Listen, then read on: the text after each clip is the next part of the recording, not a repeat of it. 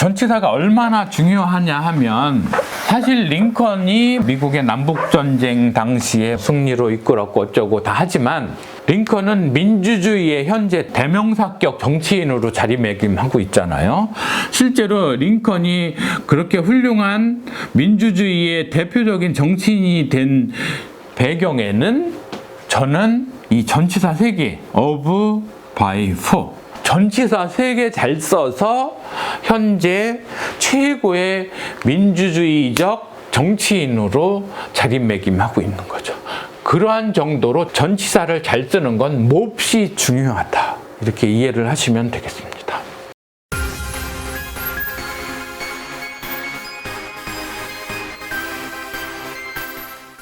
그런 얘기 좀 잠시 하고 넘어가겠습니다. 사실 영어를 잘 하는 게 중요한데 영어가 어렵다 생각하고 심지어는 영어를 하는 것이 두렵기조차 한 사람들에게 아주 영어 유창하게 잘하는 사람, 원어민 수준으로 하는 사람, 그분들을 탓하는 게 아니고 예를 들어서 박정현 씨라거나 가수 박정현 씨, 에일리 이런 가수분들, 블랙핑크의 제니, 로제 그러한 분들 엄청 잘하시잖아요. 또 시온스쿨 그러한 강사분들, 코미디언, 개그맨 김영철 씨 이런 분들 엄청 영어 잘하잖아요. 이분들이 잘하는 거는 사실인데 그것이 아직 영어가 서툴고 영어가 어려워서 영어를 너무 어렵다고 생각하는 분들께는 그분들의 유창한 영어가 장애 요인이 된다는 거죠. 두려움의 대상이 된다는 거죠.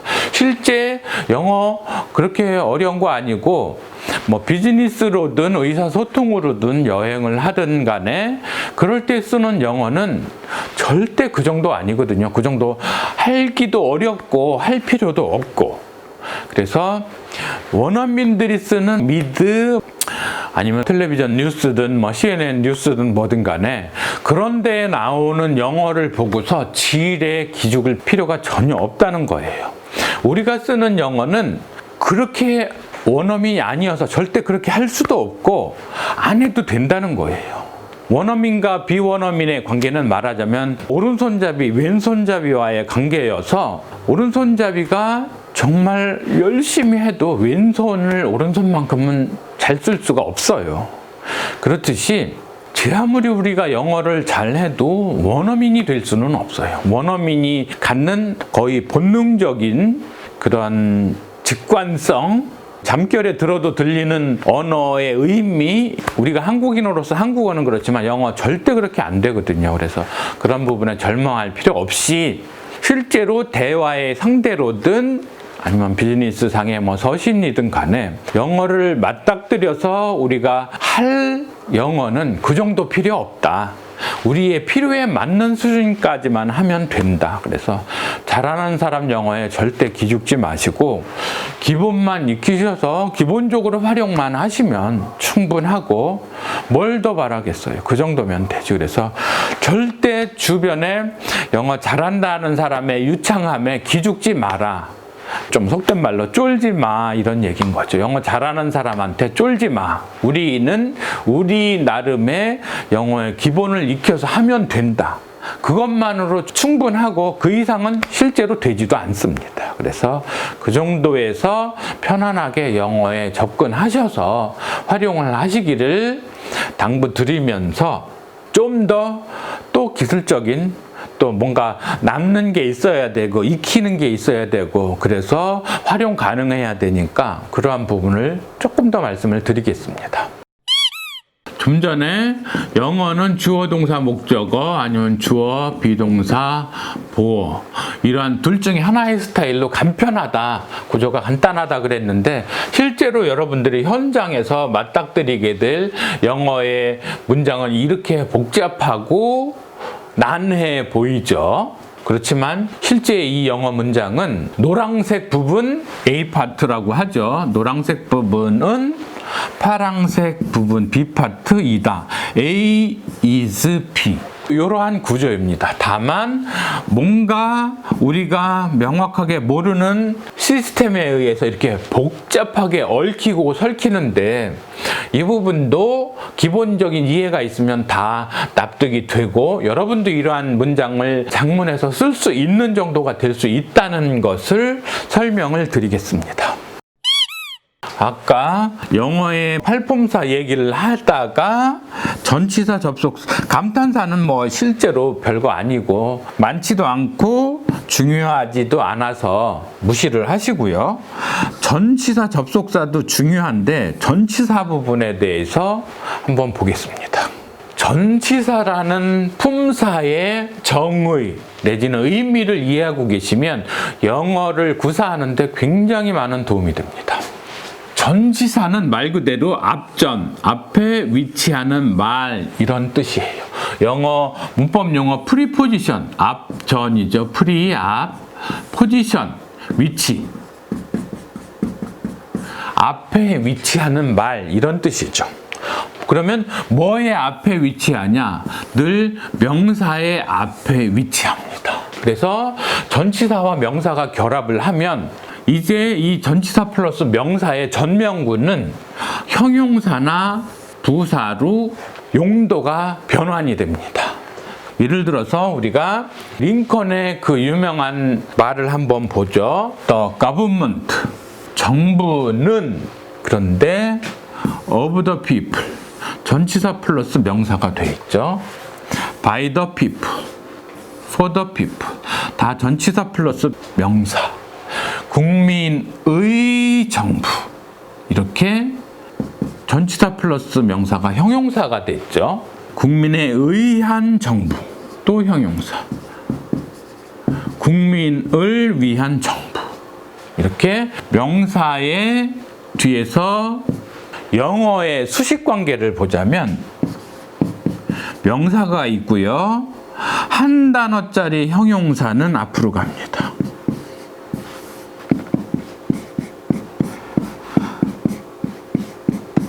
단단어 형용사는 명사의 앞에 위치합니다. 그렇지만 단일 단어가 아닌 구라거나 절, 단어의 결합 내지 주어 동사까지 갖추고 있는 형태의 절은 명사의 뒤에 가서 수식을 합니다. 이유는 단지 혼돈을 피하기 위하여서라고 이해하시면 됩니다. 국민에 의한, 국민을 위한 정부는 이렇게 주체가 나와 있죠. perish, 사라지다. shall not perish, 사라지지 않을 것이다. 동사 부분인 거죠. 그런데 다시 전치사 플러스 from the earth, 명사. 전치사 플러스 명사가 이번에는 부사가 돼서 지구상에서, 그런 얘기죠. 그냥 사라지지 않을, 어떠한 정부는 사라지지 않을 것이다만으로도 말이 안 되는 건 아니지만 지구상에서 이렇게 부수적으로 뭔가 의미를 더 확대 재생산해주는 그런 상황인 거죠. 그래서 부사라는 말의 개념이 부수적인 거잖아요. 뭐 부사장, 부통령, 부지사, 부원장, 부위원장, 부목사, 부반장, 부자가 들어가면 다 메인은 아니에요. 메인은 이런 뭐 주어, 동사, 뭐 형용사 이런 거가 메인이라면 부사는 그냥 부수적으로 쓰이는 말, 이렇게 이해하시면 되겠습니다. 그래서 전치사가 얼마나 중요하냐 하면 사실 링컨이 미국의 남북전쟁 당시에 승리로 이끌었고 어쩌고 다 하지만 링컨은 민주주의의 현재 대명사격 정치인으로 자리매김하고 있잖아요. 실제로 링컨이 그렇게 훌륭한 민주주의의 대표적인 정치인이 된 배경에는 저는 이 전치사 3개 of, by, for 전치사 3개 잘 써서 현재 최고의 민주주의적 정치인으로 자리매김하고 있는 거죠. 그러한 정도로 전치사를 잘 쓰는 건 몹시 중요하다. 이렇게 이해를 하시면 되겠습니다. 아예 요 얘기까지 좀 하고 넘어갈까요? 일반적으로 목적어는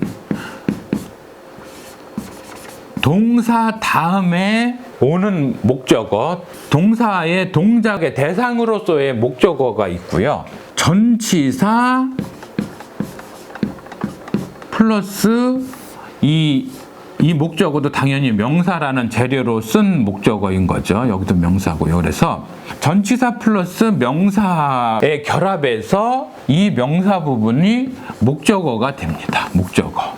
그러면 이 전치사가 연출하고자 하는 상황에 대한 목적물이 되는 거죠. 이 전치사가 누구누구의 이러한 소유적인 상황을 나타내고 싶을 때에 그 대상물이 뒤에 와서 전치사의 목적어가 돼서 용도는 다시 형용사가 되는. 뭔가에 의한 이러한 상황을 연출하고자 할 때의 전치사 다음에 목적물, 뭔가를 위한이라는 상황을 표현하고자 할 때의 전치사 for와 그 대상 목적어 people 이 결합이 돼서 세상의 목적어는 두 가지 종류가 있는데 동사의 목적어, 전치사의 목적어 이렇게 된다는 거죠. 그래서 여담이었습니다만 학술적으로 안 하려고 했는데 자꾸만 또 영어라는 게 그런 속성이 있네요. 전치사에 대한 이해를 좀 하시고요. 이 부분에 대한 이해도 있으시면 영어에서 훨씬 더 편하실 거예요. 언어의 재료로서의 각각의 단어, 단일 단어들이 있고 그러한 단일 단어를 8개 종류의 품사로 나누어 보았습니다만 실제로 이렇게 스몰 사이즈의 단어와 함께 미디엄 사이즈, 라지 사이즈의 단어가 실제로는 또 있습니다. 똑같이 하나의 단위의 언어로서의 역할을 하지만 덩치가 달라요. 덩치가. 단어 플러스 단어 플러스 단어. 예를 들어 보시면 woman in love 3개의 단어가 있죠. 그런데 전치사 플러스 명사가 형용사가 돼서 사랑에 빠진 여인, 사랑 속에 있는 여인 이랬을 때에 한 단어가 결합이 되면 이때는 구라고 얘기를 합니다. phrase 구. 그래서 보통 왜 우리가 시인들이 써놓은 시구에 보면 꼭 완전한 문장일 필요는 없잖아요. 그렇게 단어들의 아주 정교한 결합으로 시가 탄생을 했을 때 이러한 시구에서 느낌이 오듯이 이 프레이즈는 완전한 문장은 아니지만 어떠한 의미를 형성하는 단위가 되기는 합니다. 다음으로 왜 애국가 1절, 2절, 3절, 4절 이렇게 절 우리가 쓰시잖아요. 클로즈, 절. 아니면 잔소리 많이 하는 부모님한테 어머님 잔소리 1절만 하시죠. 이렇게 딱 절자가 들어가면 길다는 느낌이 오실 거예요. 이 절은 형태상으로는 주어, 동사, 목적어 다 있지만 이 통째로 이 한 덩어리가 한 개별 단어와 같은 기능을 한다. 이 부분을 이해하고 계시는 것도 굉장히 중요합니다. 예를 들어서 whether he will come or not 주어도 있고요. 동사도 있지만 그래서 여기에 접속사라는 친구가 말하자면 상추 쌈같이 이러한 문장 요소들을 다 쌈으로 싸서 하나는 덩어리가 됐지만 이 전체가 주어로서 명사로서 한 단어 기능을 한다 이런 얘기입니다. Whether he will come or not 그가 올지 안 올지 이거는 is doubtful 의심스럽다. 이랬을 때에 하나의 절이 하나의 단단위의 단어 역할을 한다. 이렇게 이해를 하시면 되겠습니다. 보시면 This is the book. 이게 그 책이다. 주어, 동사, 보어, 비동사, 보어. 근데 which I로 여기에 주어가 한 번 더 있고 동사가 한 번 더 있죠. 그리고 이 상추쌈 같은 접속사가 이 소문장을 감싸고 있죠. 그러면 책은 책인데 내가 쓴 책. 한국말로 막 이렇게 내가 쓴 책 이러면 내가 쓴이라는 부분이 하나의 절이다는 느낌이 잘 안 오시는데, 한국어의 특징이 막 끝없이 뭔가 불규칙적인 느낌으로 한없이 나열하는 구조이지만, 영어 문장은 이렇게 똑똑 떨어지는 which I wrote, 내가 쓴 책, 이러한 부분이 명사를 수식하는, 보어로서의 명사를 수식하는 형용사 절이다. 통째로는 길지만 그게 한 단어와 같은 역할을 한다. 형용사로서 한 단어와 같은 역할을 한다, 이렇게 보시면 되겠죠. as라는 접속사에 쌈처럼 쌓여서 주어 동사가 있지만 as it rained는 부사어로서, 부사절로서 비가 오는 관계로 그냥 부수적으로 상황만 설정한 거예요. 서술한 거예요, 상황을. I couldn't come. 나는 올 수가 없었다. 본래의 주인공, 본래의 동작, 동사가 있는데 또 다른 주어 동사가 있지만 이 친구들은 부수적인 절로서 마치 한 단어와 같은 역할을 한다. 이렇게 문장 성분으로서의 단어가 아주 작을 수도, 중간 사이즈일 수도, 절처럼 큰 사이즈일 수도 있다는 점을 이해하고 계시면 영어를 우리가 만만히 보는데 커다란 도움이 되겠습니다. 그래서 한국의 사자성어 중에 구구절절이라는 단어 있잖아요. 구구절절 뭐 그렇게 변명만 늘어놓지 말고 이렇게 좀 부정적으로 우리는 쓰는데, 그렇게 말하는 구구절절은 우리가 바로 앞에서 봤던 그러한 그러한 절인 거죠. 그래서 구구절절이 결국은 의사표현의 중요한 도구가 되는 사자성어다. 우리 영어를 습득해서 구사해야 되는 사람에게 있어서의 구구절절은 변명 늘어놓지 말라고 누군가가 쓰는 구구절절의 의미랑은 다른 의미로 구구절절에 접근해야 된다. 이런 말씀을 드리겠습니다. 강연이 어느 정도 이제 무르익어 가는데, 오늘은 요 개념까지만은 그래도 보셔야 영어의 고난이도 문법적인 지식, 기술을 갖추었다.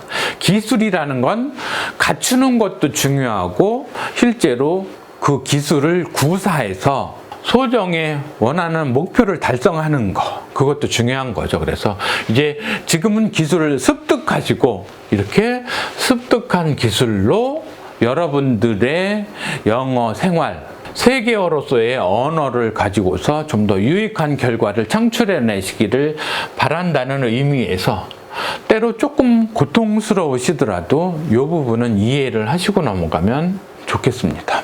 일반적으로 하나의 문장 내에서 동사는 마치 척추처럼 중요한 역할을 한다고 했는데, 이렇게 하나의 완전한 문장이, 그래서 문장으로서 센텐스가 되거나 아니면 이 문장 내에 다른 요소에 들어갈 수 있는 절로서 클로즈가 될 수도 있지만, 이러한 하나의 문장 개념을 구로서, 프레이즈로 써야 될 필요성도 있게 됩니다. 당연히 간결성을 추구하기 위해서 그런 거죠. 그러한 대표적인 방법이 4가지가 있는데, 보시면 우리가 teach라는 가르치다라는 동사 개념이 있다고 쳐요. 동사이니까 당연히 목적어가 있겠죠. English, 영어를 가르친다는 개념을 하나의 문장이 아니고 구로서 간편하게 축약할 수는 없을까 생각해 보시자고요. 그러면 이 teach라는 동사 앞에 to를 붙여서 영어 가르치기, 그러면 더 이상 가르치다라는 동사가 아니라 뭔가를 가르치기라는 명사적인 개념으로 전환이 되죠. 동사를 가지고서 명사로 쓰기도 하고요. 형용사로 쓰이는 예를 볼까요? Every player is under obligation. 어떠한 의무 아래에 있는 상태이다. 그랬을 때 이 전치사 플러스 명사는 여기서 다룰 얘기는 아니지만 동사의 부사어 정도로 보셔도 좋겠죠. 하여튼 의무는 의무인데 keep, 지키다라는 동사 나왔고요. 동사의 목적어, 규칙 나와 있죠. 그러면 규칙을 지킬 의무, 이렇게 임의의 주어는 뭐 생략했다고 치고요. 규칙을 지킬 의무, 의무라는 명사를 수식해주는 형용사로도 쓰기도 하고요. He came, 그가 왔는데 see, 보다라는 동사 그 목적어 있죠.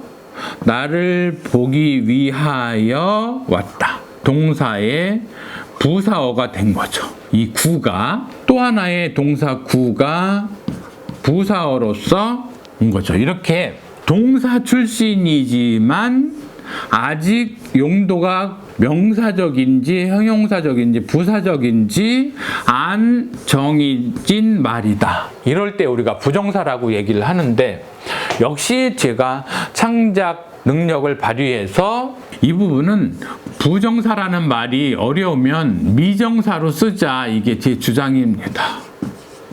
긍정, 그는 긍정도 부정도 하지 않는다. 뭐 아니면 그의 배우자가 부정을 저질렀다. 이 부정인지 어떤 부정인지, 아니 실제로 부정사의 의미가 명확하게 안 정해진 말이라는 말이긴 하지만 우리가 그렇게 느껴지지가 않잖아요. 그렇지만 그거 아직 미정이야. 안 정해져 있어. 아직 정해지지 않았어. 미정. 이 미정을 넣어서 미정사로 썼으면 정말 좋았을 텐데 그 동사 가지고 만든 걔 아직 품사가 뭘로 쓰일지 미정이야. 되잖아요. 그렇죠? 얼마나 근데 왜 여기서 그 얘기를 또 해야 되나요? 한 17, 18세기 일본의 메이지 유신 때에 란학이라는 게 뭐 있었던 것 같아요. 화란할 때 란자죠. 그래서 난학이라고 해서 봉건주의 일제 메이지 유신 어쩌고 할 때에 네덜란드에 진보된 서양 학문 내지 그 중에 하나가 뭐 영어였겠죠. 영어의 문법 용어들도 일본인들이 열심히 이제 옮겨 써서 탄생한 게 부정사죠. 피닛, 한정된, 정해진, 거기에 부정에 접두어 부자가 붙어서 부정사 이렇게 했지만 제가 보기에는 미정사가 훨씬 더 매끄러운 한자어 표현이다, 그런 얘기인 거죠. 그래서 제가 개발한 것이 제가 새로 개척한 3개의 문법 용어가 있다면 첫째는 동상사, 동사가 아니고 동상사로 하는 게 이 동사 부분의 의미를 정확하게 전달한다. 첫 번째 동상사, 두 번째 미정사, 세 번째로는 이 부정사, 동명사, 분사 구문을 이 영어 교육계에서는 뭐 준동사 이렇게 얘기를 해요. 동사에 준하는